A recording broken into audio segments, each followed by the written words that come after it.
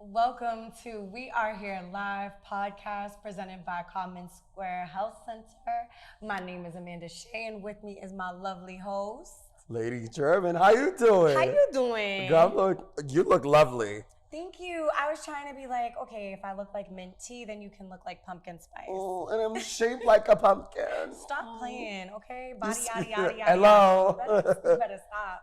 All right, so you know how we do. We're going to start with trending topics, and one of them is the VMAs. Child.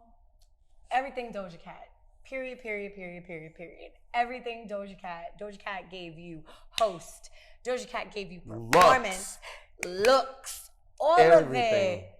She slayed. And girl, like, I was shocked that she was the host because, like, I really didn't hear about it. I didn't know either. It was like a real pleasant surprise. It was the worm outfit for me when she was like getting her little. award. Oh my God! I saw a meme that they put. It was like, guess which Pokemon? Doja Cat. The internet, like, just. But that's good. If they're memeing you, you are staying relevant. True, but the internet got to chill on my girl Doja Cat because first of all, her album is amazing. Planet Her. This is not a promo. I'm just a huge avid stan of Doja Cat. Doja Cat and her team. I wish. Doja. Hi. With that being said, Doja Cat wasn't the only performer that like blew my edges off. It was Normani bringing up Teyana Taylor. Girl with the crucifixion and the whoop, whipping the hair, girl. First of all, Teyana Taylor. Hi, Teyana Taylor. Just everything. And then Chloe Bailey. Can we talk about it? I love Beyonce. And I don't want to sound shady, but it just gave me Beyonce vibes. Like, you know, everything about the performance was just from the outfit to the blonde and the locks. Well, you know, a mother has to prepare the children. I understand that, but I'm also like, is that going to be a good thing or a bad thing for Chloe? Because I feel like, especially with her stepping out and being her own artist outside of her sister, I feel like when you look at Chloe, you want people to have their own individuality. And originality. And I think she does have her originality, but the thing is with her, we haven't seen her out there more.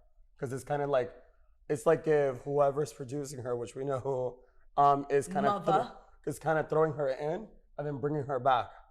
And then I feel like there's going to be a point where they're just going to be like, nah, let's give it to them. Like, I love the song. I loved the video. I love the homage that she paid to Beyonce. Had Tina Knowles in it. And I loved everything about it, but I was just also like, this gives me so much B vibes. And there can only be one Queen Bee. You feel me? But I feel like with you got another queen, Miss Doja Cat. And the purr. Doja's bringing back like real like artistry for me. Like I used to watch, I grew up in the 90s. So I remember artists really dancing, really getting their moves right, really singing live. But singing live. Was that shades towards me because I lip sync? No. That was shades of the other artists that use their backing track. The gag. I'm just saying, like, for me, I'm like, Normani sang live. Chloe was live. You know, Doja Cat was live. It was, and she was on strings, and she was still singing live. And in a whole circle hoop with the lighting. It was just everything. She did it. She did that. Not only that, like, her looks were impeccable. Every step and they were of the true way. to who she was, and like literally, like it really put her like to be at high standards now because like hosting a big event like that, and not only that, having the charisma, that part, and serving it to the children is everything. But also, I want to shout out someone from Boston, Bia's first night at the VMAs was last night, and I was just super proud because Bia represents Boston, and I'm just really happy for her successes. The Nicki Minaj remix to A Whole Lot of Money. First of all, that's my jam. There's a whole lot of money in this. You know what I'm saying? Yes, that's like my Bia. Like, that's just my jam. So when Nicki jumped on it, it was like, whoa. And then I saw the live, and then seeing her at the VMAs, I hope it gave artists from this city like just more encouragement that it's actually tangible to them. Yeah. Because I think that's what she represented for all of us is like You're actually not having stuck here. You you're guys not can you reach for the stars. exactly. So it was just really beautiful to see that. But Bia, Doja Cat, Normani, and Chloe were not the only ones who ate last night. We have to talk about Lil Nas X. Okay, my man, like, That's listen. my boo. We gonna fight. Yeah, like we'll throw hands for Lil Nas. We gonna like, fight. We gonna fight. First of all, this kid, like his performance was everything. He Always. gave it to you, and his performance has tearaway too. He came in, what, you know, with yes, the, and then I love when they did take it off because she's like, come on, you gotta look sexy. Come on, let's go. Like, and she's ripping the hat off of him and taking off the shirt. That's how you gotta do it, child. Girl, That's and he came out with a jumpsuit. That part. And then the boxers. Yes. Okay, so we can talk about the boxers because those boxers are so cute. They were I was like, dazzled. yo, everybody ate on that. Everybody ate on that. You know what I did like and enjoyed to the other rapper who sings with him. You mean raps, Jack Harlow? Yes. So I just want to give it up because also another person from Boston was on Gilly the Kid's live stream, and that's Millie's. I feel like, you know, these hip hop rappers are really emerging, and seeing Millie's and then seeing Jack Harlow, I'm like, yo, white rappers are really coming back. Yeah, but the one thing I really enjoyed too about that was, you know, we saw the music video, and then in my head I kept saying, I wonder if that kid would do like a live thing with him, just because of like the different communities and everything. And then he did, and I was like, okay. I loved it. I was here for all of it. I loved the whole thing. And I love how Jack Harlow be up on the like red carpets trying to shoot his shot with these celebrities, child. I think Sweetie was the last one. I'm here for it. I'm all here for it. I'm down with this one. And not only Lil Nas like shining at the VMAs, but the Met Gala. Child. Like 3 looks. It was just like, oh, you thought I was done? No, I got this, and this. Like I'm just here for all of the applause of Lil Nas. I just love what it represented, you know. It was like royalty, like I'm here, I know who I am. And then the shield with like the whole gold shield is like, your words can't hurt me, baby. They're gonna bounce out the shield. And then the sexiness, I'll take it. Okay, did you see the sleigh? Did you see this? Like, just okay. Like, I just wanna meet Lil Nas X one day. I was actually a little bit like gagged because my friend Linux, shout out to Linux, she was hanging out with him all night with Susan Barge because I'm from New York, so like I used to hang out with all these kids. And I was just like, I was just in New York. I'm like, y'all couldn't wait for me for just a little bit. Shout out also Tariq Patterson, first time on stage, another dancer that we know. Like, everybody's just winning. Out there doing it. Out here doing their thing, but we can't skip over Lil Nas X's baby bump, though, because that's also been trending. And you know what's something, too, that happened last night that I feel like it needs to be mentioned was how they threw a little bit of kind of the newer homophobia towards Lil Nas during the VMAs.